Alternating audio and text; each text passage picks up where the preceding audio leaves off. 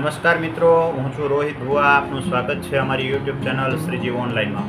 મિત્રો, તો આજે આપણે વાત કરીશું પ્રાકૃતિક ખેતી, ગાય આધારિત ખેતી સહાય યોજના.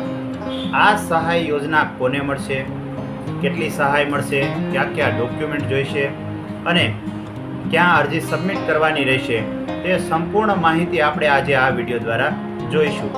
તે પહેલાં જો તમે અમારી ચેનલમાં નવા હોય તો અમારી ચેનલને સબસ્ક્રાઈબ કરી લેજો, જેથી કરીને અવનવી નોટિફિકેશનો તમને મળતી રહે. તો ચાલો મિત્રો જોઈએ. પ્રાકૃતિક ખેતી ગાય આધારિત ખેતીમાં 10,800 રૂપિયાની સહાય મેળવવા માટે ગુજરાતનો નાગરિક જે ખેડૂત ખાતેદાર હોય તે આ ગાય આધારિત ખેતી કરતો હોય તેમને આ અરજી કરી શકે છે અને આ લાભ મેળવી શકે છે.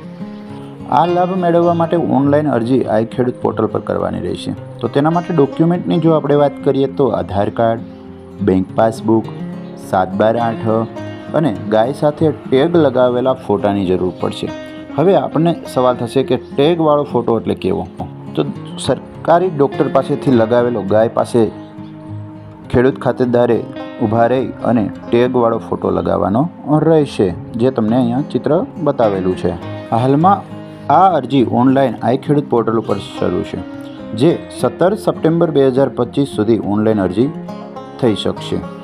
જે ખેડૂત રિયલમાં પ્રાકૃતિક ખેતી કરતો હશે તેમની અરજી મંજૂર થયા બાદ સહાય દર મહિને 900 રૂપિયા અને વાર્ષિક 10,800 રૂપિયાની સહાય ગુજરાત સરકાર ખેડૂતને સીધા જ ખાતામાં જમા કરશે, જેથી કરીને ગાય નિભાવવાના ખર્ચમાં ખેડૂતને રાહત અને સહાય રૂપે આ 10,800 રૂપિયાની રકમ મદદરૂપ થશે. ઓનલાઈન અરજી કર્યા બાદ તમારે નજીકના તમારા પ્રાકૃતિક ખેતી ગાય આધારિત ખેતીના આત્મા ડિરેક્ટર છે જે તેમને આ અરજી પહોંચતી કરવાની રહેશે, જેથી કરીને તમારી તપાસ બાદ વેરિફિકેશન કરશે અને તમને તેમાં મળવાપાત્ર લાભનો મળી શકશે.